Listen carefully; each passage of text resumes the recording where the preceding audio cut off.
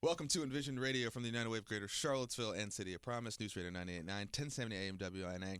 Price, Markey here in the studio with the one we have been waiting for. We have rescheduled. We have jumped through hoops, changed people's calendars, probably without their wanting. We got him on the other side. I feel weird being in this room on this side of it. It's weird. I'm not gonna look at him. I'm gonna look at the screen. Close your eyes. You don't need your eyes on radio. I'm in his chair. We are hanging out here with Jay James. My schedule was open. There's somebody else in there. It was Bryce. Yeah.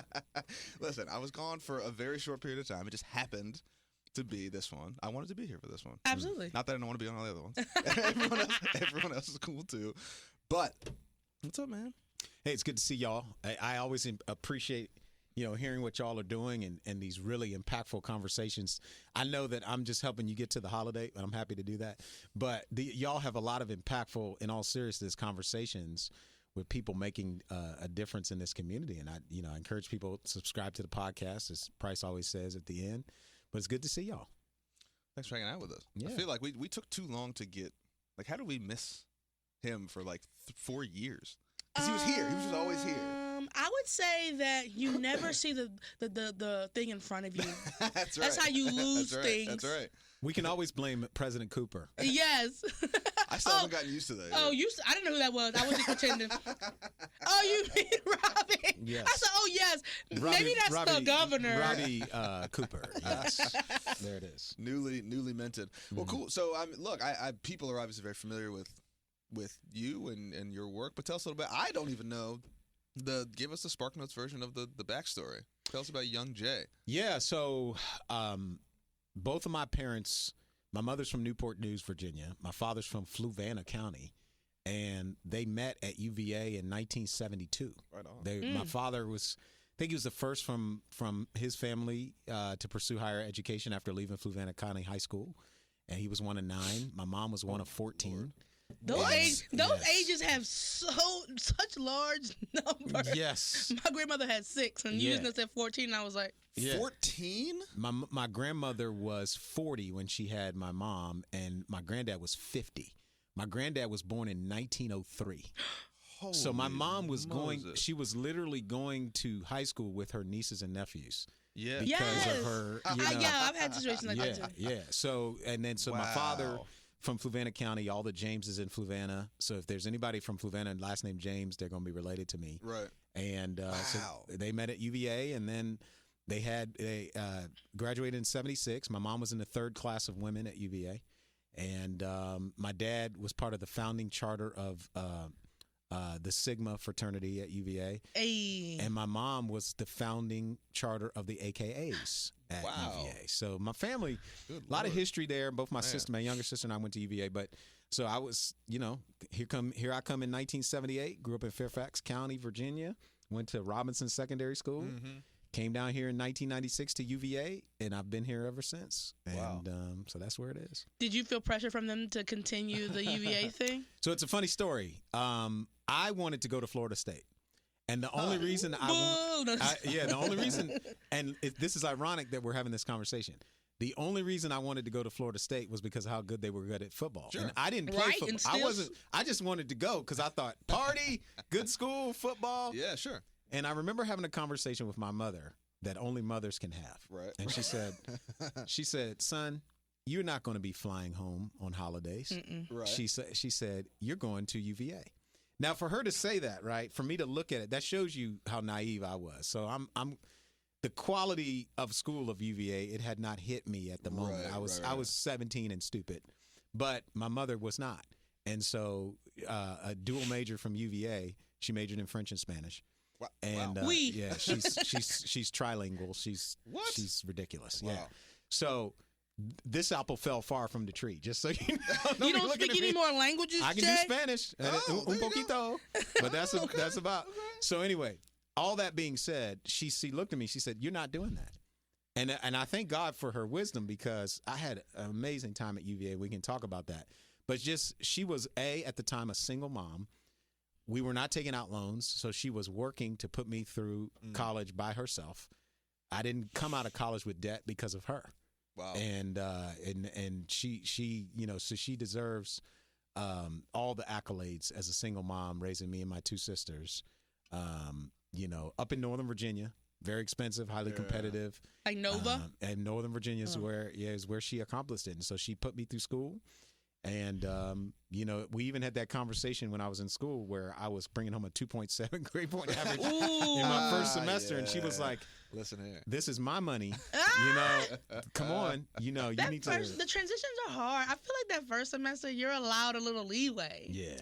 Yeah. Especially if you were like really good in high school. I feel like when I first got there, I was like, oh, I'm so smart. I did so good in high school. Yeah. And then like trying to regulate your own calendar, your own schedule. Only person you can be held accountable for is yourself. Yeah. And I was like, ooh, that first There's F. no- Thank you. That shook me.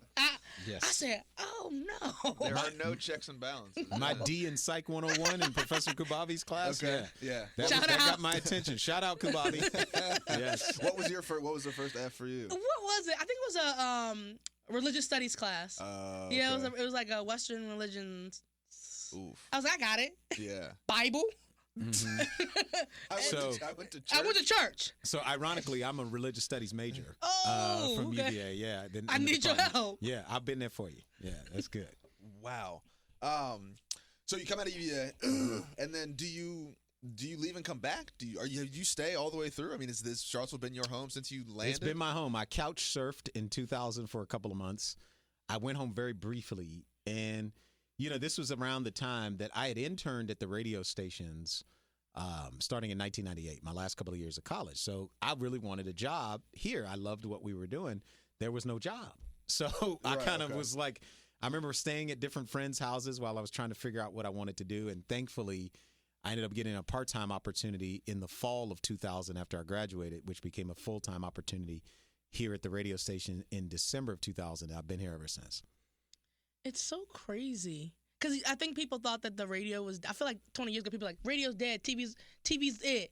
And it has stood, and it just amazes me, it stood the test of time that people like still adamantly love the radio, the Marky, airways. You make a really good point. I mean, if you look at what y'all are doing, if you look at so many organic podcasts around our community, even President Jim Ryan at UVA does a podcast. Yes, it's crazy. Podcast is just spoken word. It's just radio. Yeah. That's all it Yes. is in just these different mediums. So it just shows you of the value of the medium.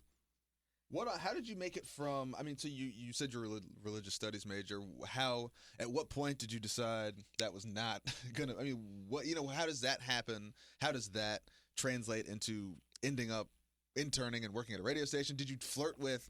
What do religious studies majors do? Do you go into the seminary? Is it just, church? Was it just Yeah, academically so- interesting? Pastor? Right. Really good questions. I guess where we'll start with was I majored in. I definitely have strong faith and grew up in a setting, and there's a backstory to that too. But for me, UVA at the time when I got here, they dumped the major of rhetoric and communications. So there was no media studies.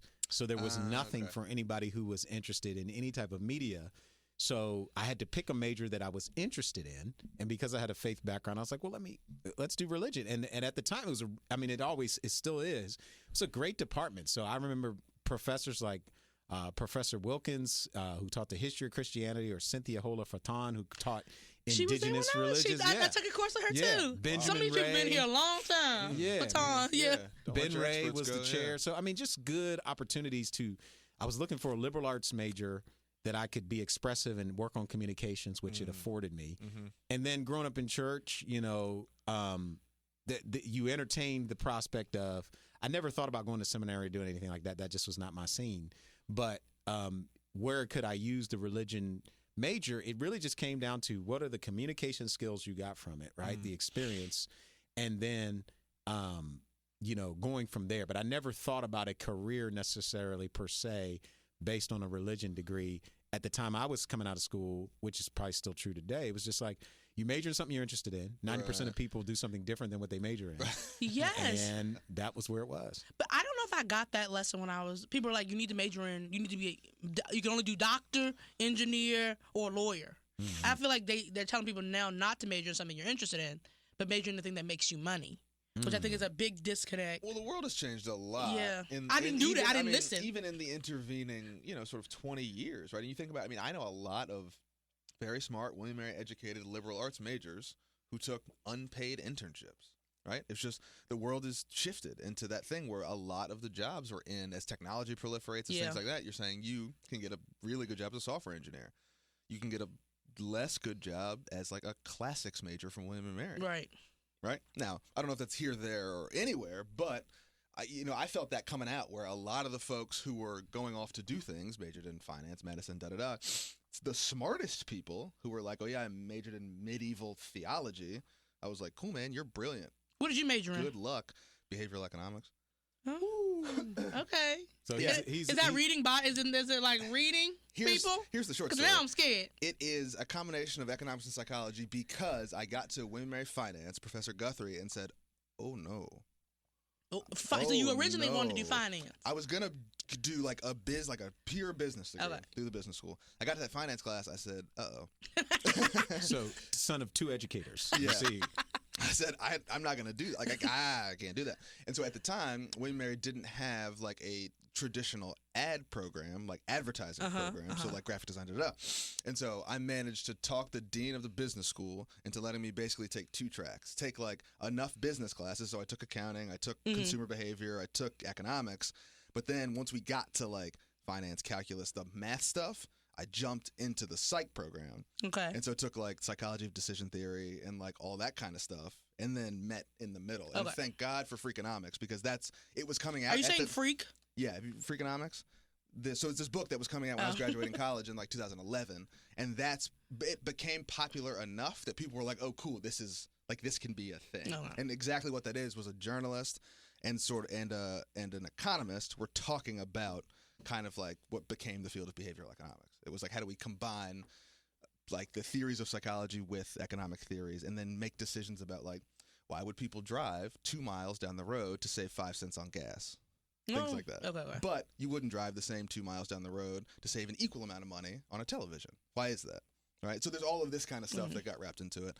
Basically, it saved me from doing math, which is kind of the chart of my academic career. And also, now that Jay's here, I make sure that I have to say, if you're just jumping in, you are listening to Envision Radio from the United Way of Greater Charlottesville, News Radio 98.9, 1070 AM WNA. Price, Markey, Jay James here.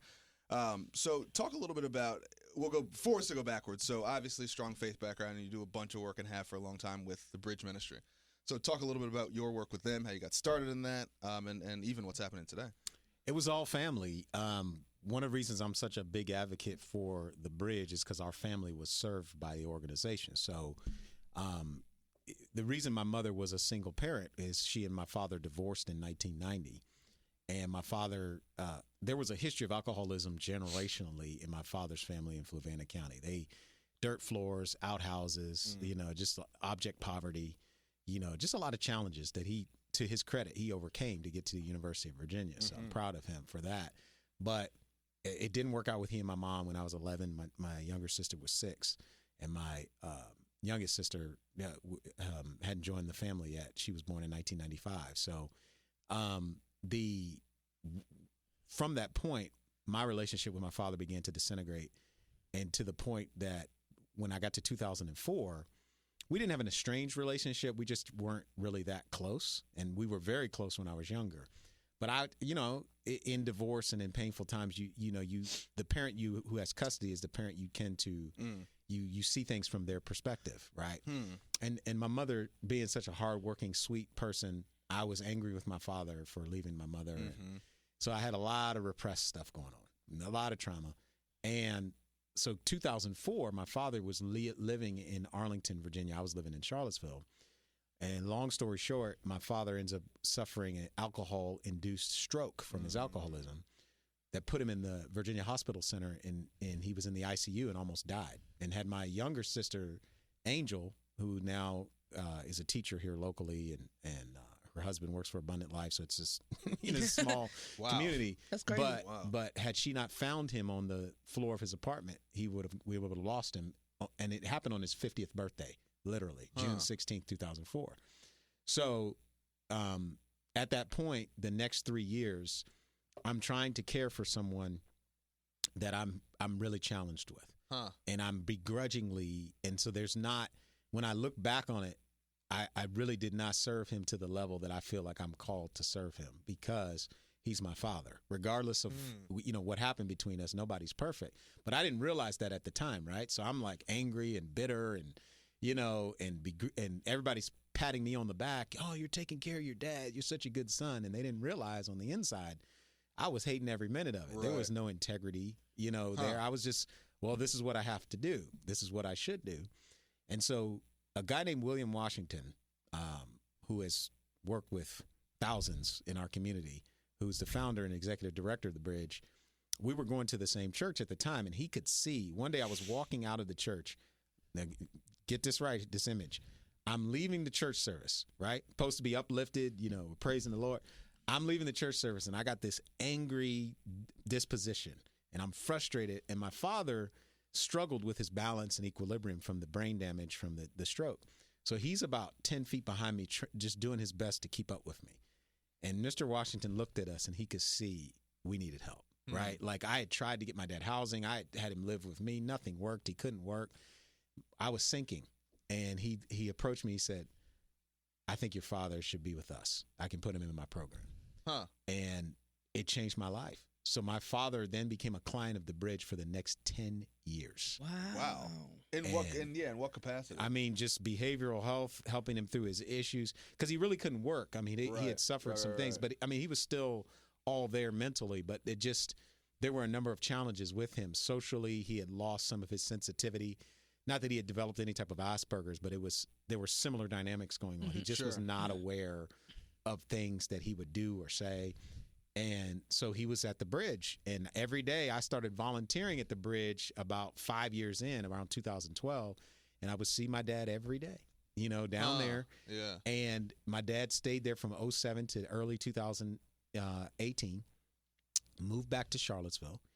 And the way our story ended is in June of 2018, my dad died suddenly on June 23rd, 2018, from an illness that came on quickly, and he was gone. And it was so the last 10 years of his life was at the Bridge. So when you think about why is the Bridge what Mr. Washington did for my family, counseling me, counseling my sister, even helping my mom, as the divorcee, so that's what a lot of people don't understand about the Bridge. They think, oh, it's addiction, it's behavioral health. Oh, it's for people who are justice involved. No, it is so much more. It is for families. It is for, those in our community who need a different, they need a place to go to deal with those. Addiction lives on pain. It lives on other things. That's what Mr. Washington's philosophy is. So I saw it firsthand. We had a lot of pain. I wasn't, I stopped drinking alcohol I think in 2012, but I wasn't at a place that my dad was at. Right. But that heredity and that proclivity was there. Mm-hmm. So I just decided, I made a decision. So I don't drink. So, but up until that, I was. And, I had tendencies that you could say, coming home every night, having a glass of wine, going out, getting drunk in different areas while still trying to maintain this image of I'm this good Christian person and all this other kind of stuff.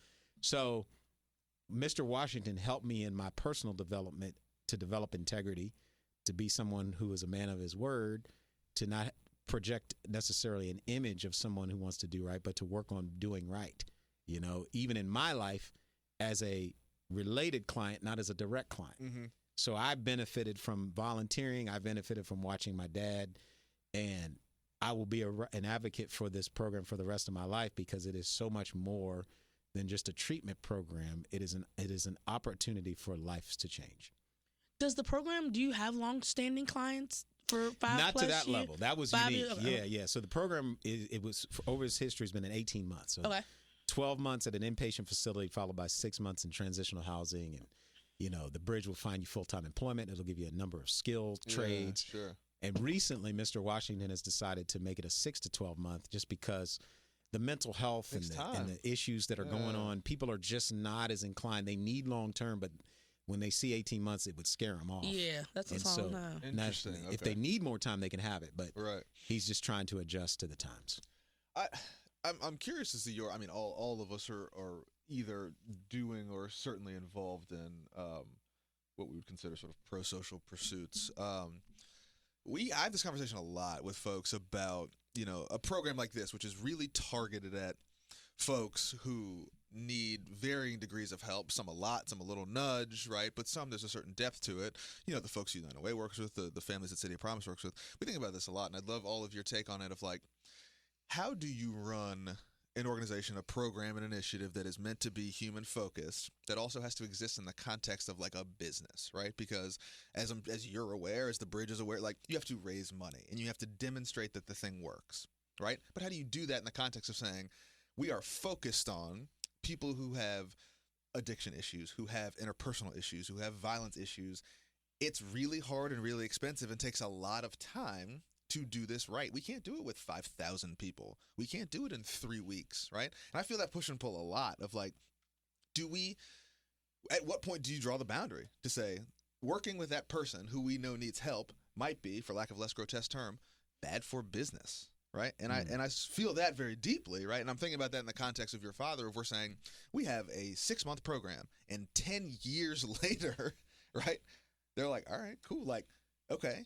And I think that's more rare than not for an organization that has to exist on dollars and cents to say this was supposed to be 12 months.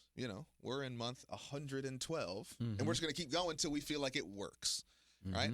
So, I guess in all of our work, is that philosophically sustainable, or do you think that's just how did that happen? I guess is the real question. Like, how did they look at that at year 2, at year 5, at year 7?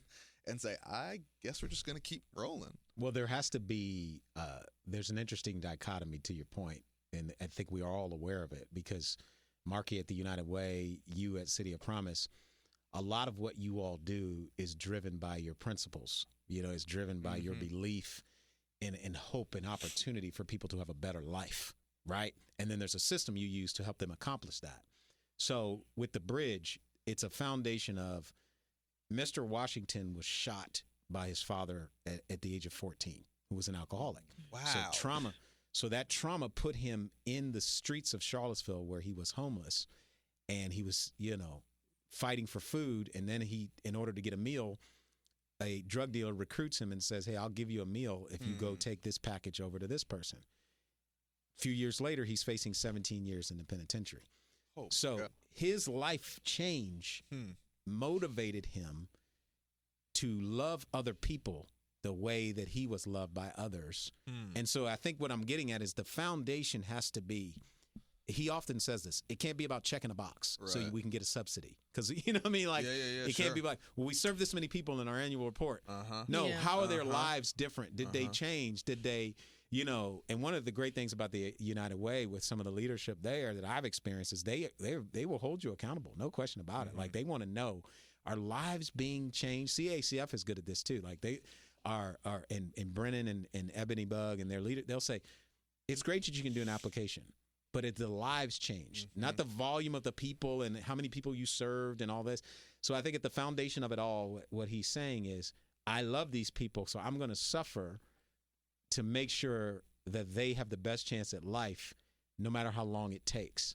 And so that's what he did for my dad. And I think, when I watch him working with a lot of these guys, it is difficult because a lot of people come to a treatment program to get out of an accountability to the law, to get out of having to face their family.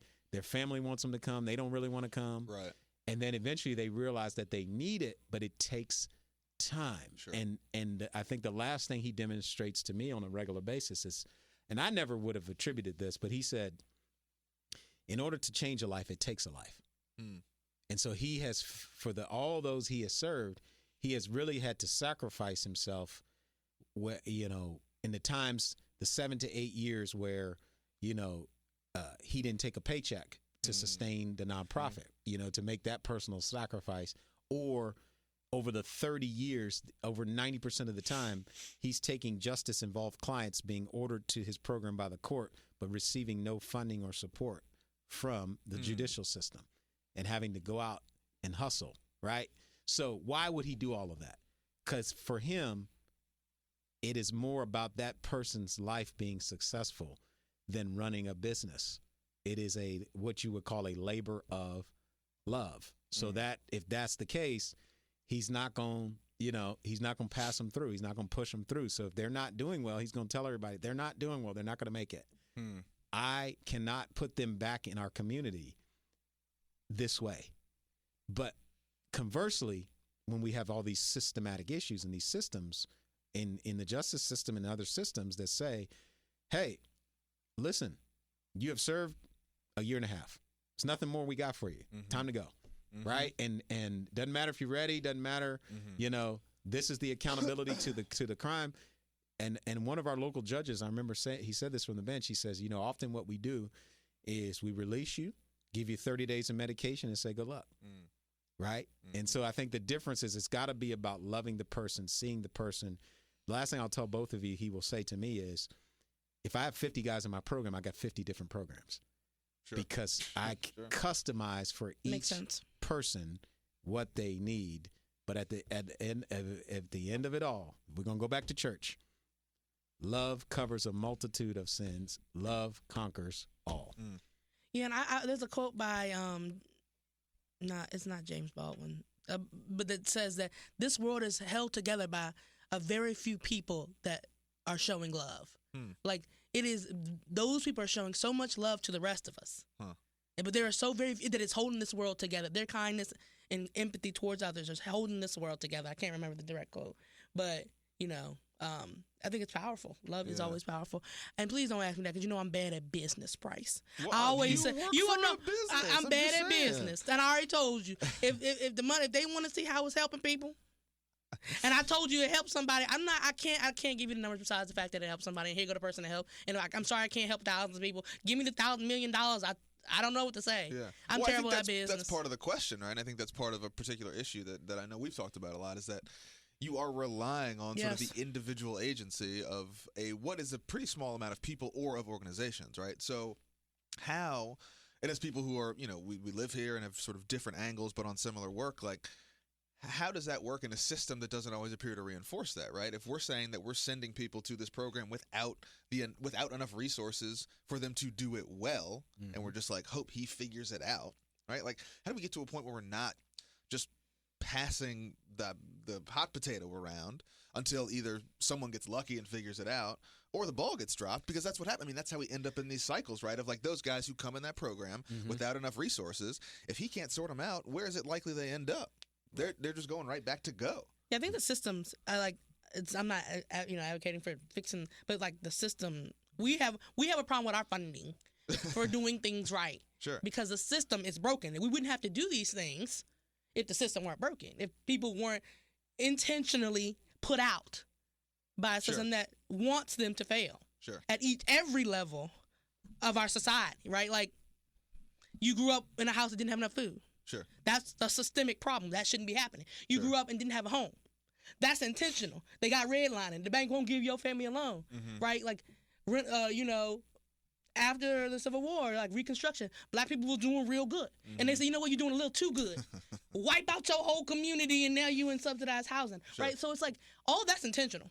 So you're asking me, what is it? It's the system. Like, the system is broken. Right. We are putting Band-Aids on it. It's like we're at the dang Hoover Dam, and we just slapped a Band-Aid on the front of the dam. It's like, okay, we're trying our best, but like, I mean, the whole thing need to be fixed. We're just doing our best. Is it too, in the nonprofit world, is it too grotesque or particularly kind of like to the point to say that many of these issues are money issues? Yeah. We have all this theory, we have programs, we have good stuff, but ultimately we're talking about money, right? Well, that's what we're talking about. Some people have enough resources to do the stuff and some don't, and we can draw a lot of lines from that. And I'm interested in these bigger conversations. If you talk to me, you talk to Ravi, you talk to Chief Kachis, you talk to Eileen Carey, you talk to Tristan, you talk to, at some level, we're really all saying the same thing. Yeah. We're saying if we had, and we talk about it in different ways. Well, it's education, well, it's housing, well, it's transportation, well, it's healthcare. Well, really, the access point to all of those things is money. I'm going to make I don't think it's a strong statement. I think it's just a reality. When you look at whether it be vibrant communities or agency budget review team stuff that the city and the county do, and those teams do great work. and they have really hard decisions, because I don't think there's a nonprofit in our community that should not be funded in some way. Like we got 700 of them, and they're all We got doing more nonprofits than we got blades of grass. Right. So there's not, and I understand the challenge of saying, well, man, we got to have these performance metrics, and we got to weed out, especially we're using public funds, and that's why we need the community, the public and the private to join together, which they do. There's a lot of philanthropic people here, but you're right. There is a scripture in the Bible that says money is the answer to all things. Now, everything is about interpretation. You learn this in religious studies. Sure. So it's not necessarily saying that money's going to solve all your problems. Matter of fact, it says that if money is the answer to your problems, you got a lot of issues. But in terms of things, when you have the revenue and you're not tied to the pursuit of it or the ambition of money, you don't love money, it's just a tool, it does answer a lot of problems, right? If you've got the resources, you can go take care of this person, you can go do this, you can pay staff, you can add security to whatever you're doing, you can incentivize people if you have the revenue to do it.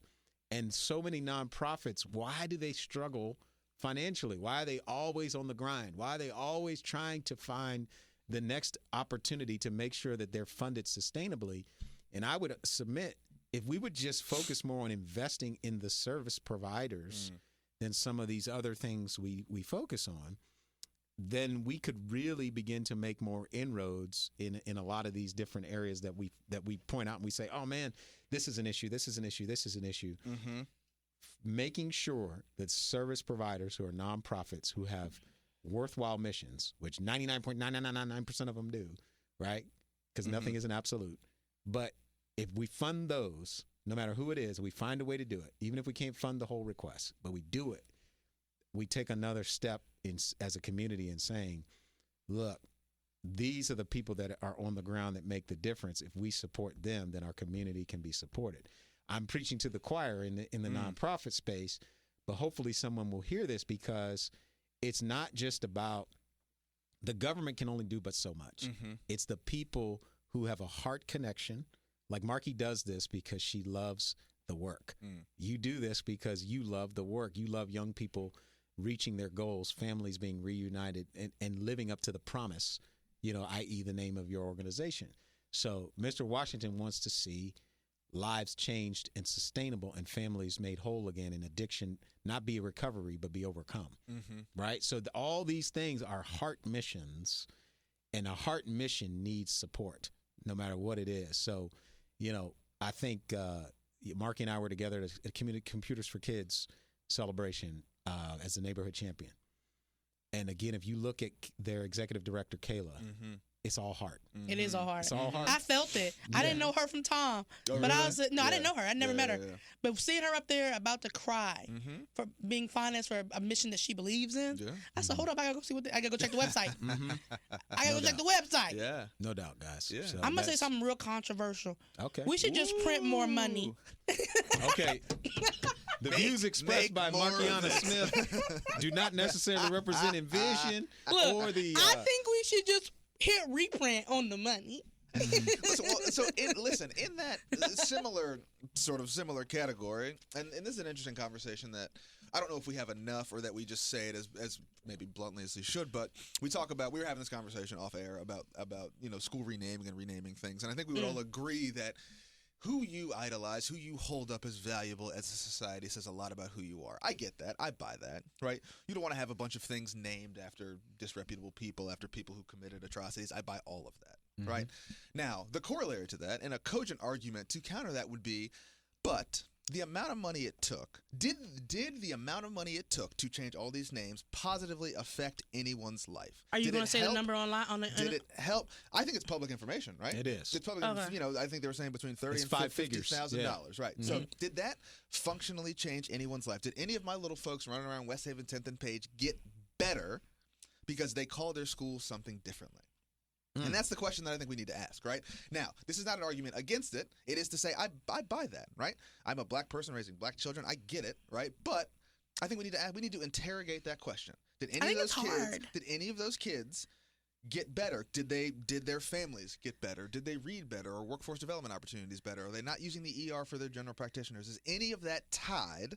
Correlation is not causation. I get it. We'll never find a direct link, but you could argue you could entertain an argument that said, I don't know. Was it 50 up front? I don't know. Or is it like or is it like 50 spread out, $1,000 each year for 50 years, and the win is symbolic? So I was like, for example, the win is symbolic. I think that does change people's lives. People who graduated from these schools, I think it means something to like symbolically for a people. Mm-hmm. But I would say changes. But is meaning something progress? I'm against the $50,000. No.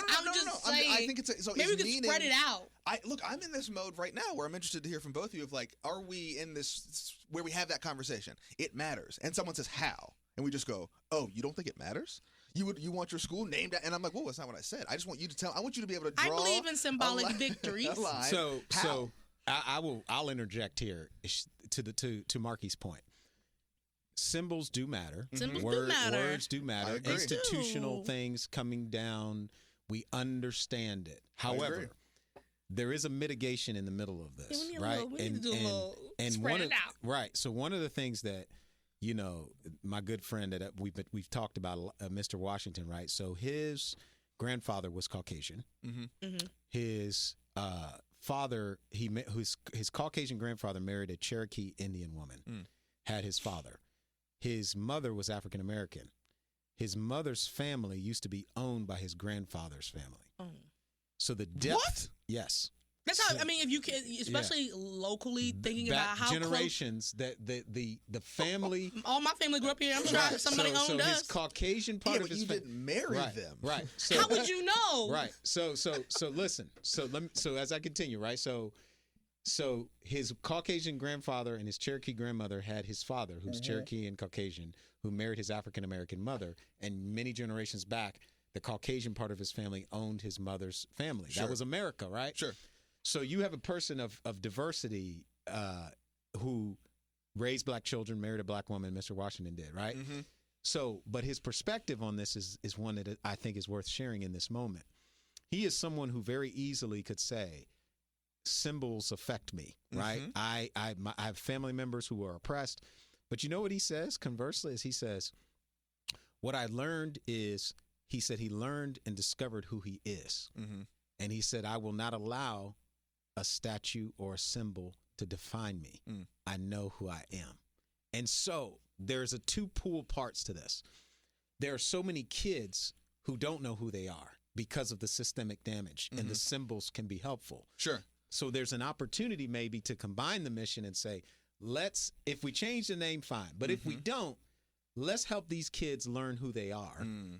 Empower them so that when they see a symbol that doesn't come down, they're not defined by the symbol. They know who they are. They know who they are as African American children or Latin American children or children of biracial descent, whatever it is. They know their heritage. We teach their full history, right? We share with them their heritage. I was watching, lastly, I'll give you a perfect example. So Halle Berry, right, is just so gifted as an actress, right? Baps. She is of mixed race heritage, right? So her father's black, her mother's white. I don't think I knew that. Yeah, so she was. I was watching this episode. I was watching this episode of Celebrity, with the Property Brothers, right? I was watching that where thank yous, and she was providing a home renovation for her 5th grade African American teacher, and the whole point of the story, guys, is this: that as a mixed race child, her African American teacher helped her learn about the African American part of her heritage that her white mother, with all the best intentions, could not teach her. Sure. And so she knew who she was. And look at what she has accomplished. Oscar winner. Because she knows who she is, even if she has a mixed heritage, right? I love me some Halle Berry. So is there an opportunity for all of us to just, like to your point, Price, let's step back. It's not always about just investing in changing the symbols, but it's being sensitive and understanding those who need the symbols to be changed. And maybe there's a way that we can empower them so that, like me, when I used to walk by what is now Market Street Park, I didn't give it a second thought. And I've been here 28 years. Sure. It just when it all played out, I was like, oh, okay, I get that. Sure. Yeah, but sure, it didn't. It did not impact me. There was Robert E. Lee High School up in Northern Virginia. Sure. We would play against him all the time. I just kind of looked at it as I didn't pay attention to it because I was blessed to be raised by a mother who was a force, right? She was, successful in business. just like your two educated parents, just like your parents, Marky, so that family dynamic, we as a community coming around kids who don't know who they are and helping them know who they are so they will value themselves. And maybe the symbols don't do as much damage as they could do. I like that. I was thinking we could just use the letterhead until we run out. At least get some use out of it. We're going to buy a new letterhead with the new name. Right. But if we got 10,000 reams, we're going to use this letterhead until it's done. Scratch out and write it in. We're going to get some volunteers to come scrape off the buses. Yeah. We're not going to do any repaints. We're going to do volunteer service scratching off the name. The only thing I would say is, like, you got big letters on the front of the school. Okay, however much that costs. Sure. But everything else, I think we could do that in transition. Yeah. Okay. The again, if you're just joining us in Vision Radio from the United Way of Greater Charlottesville, News Radio 98.9, 1070 AM WINA, Price, Markey, and Jay James here. So in that same vein, and as people who work for nonprofits, you work a lot with nonprofits, Jay. We have worked together, done a lot of writing, done a lot of this, that, and the third. I was having this conversation recently too about similarly the way, if we agree that words matter, but the way we sort of do this virtue signaling with words of, like, are we black? Are we African American? Is there a hyphen? Is it capitalized? And we have that conversation in our nonprofit world, right? And people in the communities are like, yo, like, what are you guys doing? Like, why? I don't care if it's capitalized, right? Like, are we having that conversation too? Have we asked people, like, hey, are you concerned with how you're listed in this pamphlet, or would you like a stable job? I don't think about those things. Not me. But you've been in those meetings. I've been in those meetings with you. I've been in the meeting. But I don't care about those things. So why is that happening? Are we hard enough on ourselves as when practitioners? When you're in charge, does that happen? It does not, no. Okay, well, there goes. You and me So don't care. There go two people. I think You're in charge over there and it doesn't happen. to your So point, there it goes. to the point you're both making, and I hear, sometimes you get in conversation, and I would just say to Price, Marky, I hear you, man. I hear you. So the key being, have we reached a point where we need to be more intentional about how we spend our time and energy on these issues, that we don't get caught up in things that, at the end of the day, how much do they really matter? It's called bike shedding. Yeah. Say that again? Bike shedding is when we focus so much on things that they get to work, their little tasks, but we don't want to focus on the bigger issue. People don't have houses, people don't have anything to eat. We rather focus on what do we call these people so they're not offended, so that we don't have to do the actual work. What is it? Bike shedding? It's called bike shedding. I do leadership stuff, equity stuff. So I sent out a lesson the other day. It's called bike shedding, where you focus so much on the little trivialities of the work that you forget the big pic. Like, you forget the most important thing because it's complex. People don't want to spend time on complexes because it's hard. It's like, oh no, these people. It's hard to sit here and think we didn't help a person not have food today. But let's also focus on the shade of orange that we use on the balloons. That's easy. This is interesting. Do you know why that term's called that? No. I didn't know why it was called that, but I know it's by his last name is Parkinson. Here we go. A metaphor for the tendency to spend too much time on unimportant details while ignoring important ones. The term comes from an observation author Cyril Parkinson made about a committee that was tasked with approving plans for a nuclear power plant. The committee spent a disproportionate amount of time arguing over materials for a bike shed. Yep.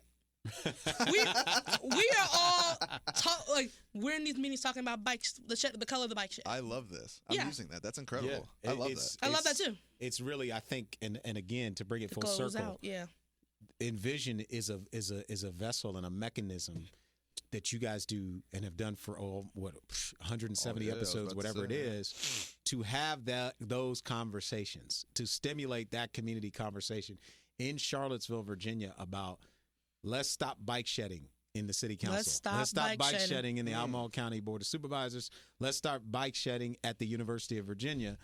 What should we really be focused on that will move the needle to accomplish what all of us want to accomplish, which, shout out to Markey and United Way, is 1,800 families who are black and brown coming out of poverty and being empowered in our community, and much more. So, again, it's just good to be with y'all, man. Bike shedding. Bike shedding. That's going in there. Mm-hmm. All right, we managed to ask you 0 of these questions that we sent you, which is That's okay. pretty on brand. Yeah. But I do, as we close out here, I do have a little bit of a two-parter for you. One is just talking about, you've been in this business a long time. Right, I mean, and you are such a recognizable voice, and I just wonder, like, is what is next in your world, sort of in this media landscape, right? When we talk about the way that media is changing, even the way sports and college sports are changing, I mean, what do you see as kind of the next 3 years, 5 years, coming out of Charlottesville and the university? Yeah. So for me personally, I can speak to media from now. For me, is no longer a career ambition. Media is now a tool. Media is a Love platform to advance the work of people like you guys. So to shine a light on Mr. Washington's work, to shine a light on United Way, City of Promise, whoever it is, or a particular issue, Sure. That's going on in our community. I am content where I live. I love our community. My family is here. My extended family is here.